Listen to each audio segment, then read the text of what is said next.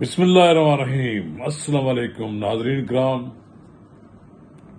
آزاد کشمیر میں عوامی action committee نے سیاسی جماعتوں کو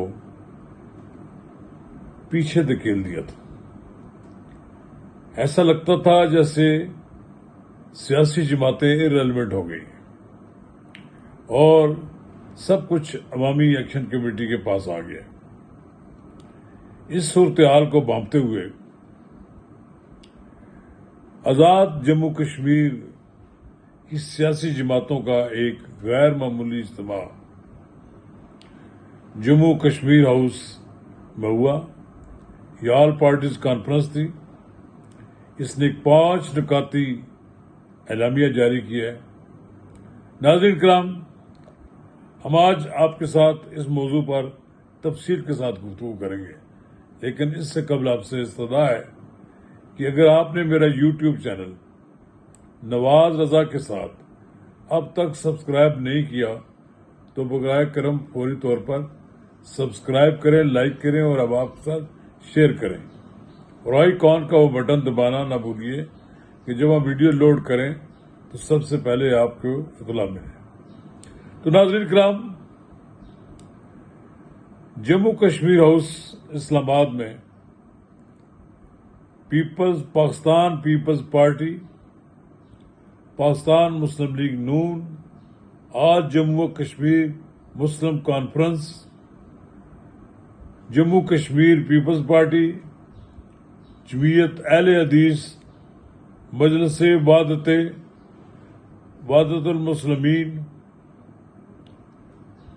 جماعت اسلامی اور تحریک لبیک، یہ سمیت تمام سیاسی جماعتوں کا ایک غیر معمولی اجتماع ہوا ہے۔ وزیر اعظم آزاد کشمیر کی دعوت پر ہوا ہے۔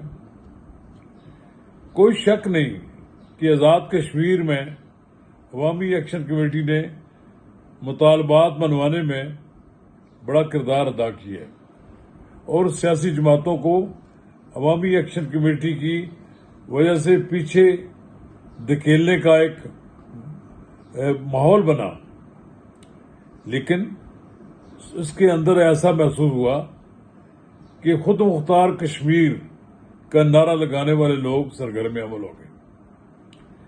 پاکستان میں جو لوگ خود مختار کشمیر کا نعرہ لگاتے ہیں وہ دراصل بھارت کے اس ایجنڈے کی تکمیل کے لیے بات کرتے ہیں، کیونکہ کشمیر کے اندر، مقبوضہ کشمیر کے اندر میں بھی یہی نعرہ لگتا ہے کہ کشمیر بنے گا پاکستان۔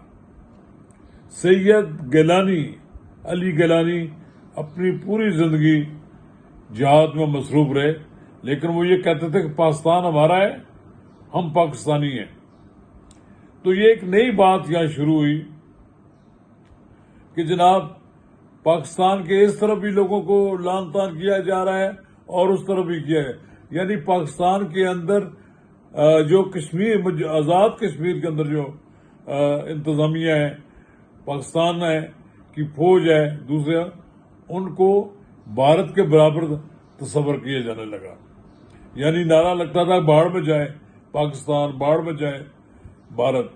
یعنی آپ حیران ہوں گے کہ یہ نعرہ لگانے والے کون لوگ ہیں۔ مجھے تو آج بہت یاد آتی ہے سردار محمد عبد القیوم خان کی، جن کا نعرہ تھا کہ کشمیر بنے گا پاکستان۔ مجھے اس بات کا افسوس ہے کہ ان کے صاحبزادے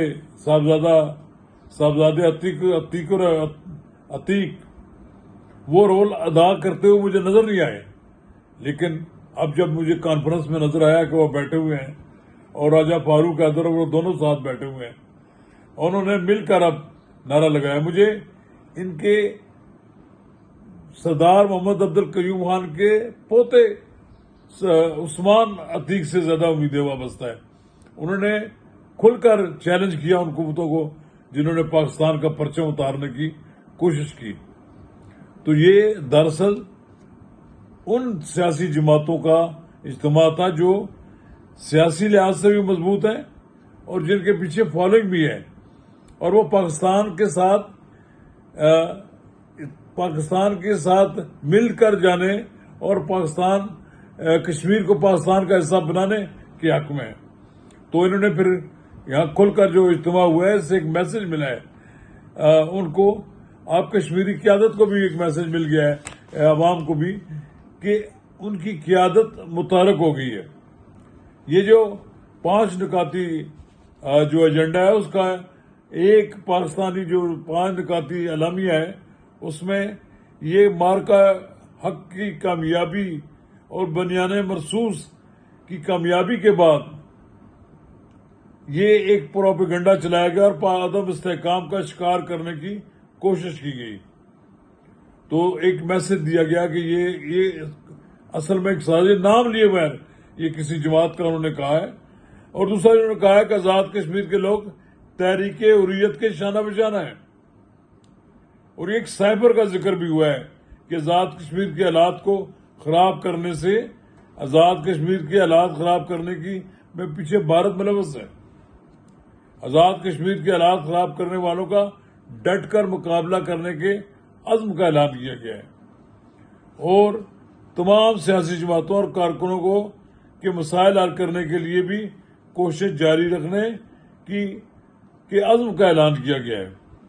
اور یہ کہا گیا ہے کہ کوئی پلیٹ فارم, کوئی پریشر گروپ جو بھی ہوگا اسے اس فیصلے کا اختیار نہیں ہوگا کہ وہ جناب سیاسی معاملات میں مفاد عامہ اور آزاد کشمیر لوگوں کے مسائل کے حل کے لیے ان کی راستے میں کوئی رکاوٹ پیدا کریں.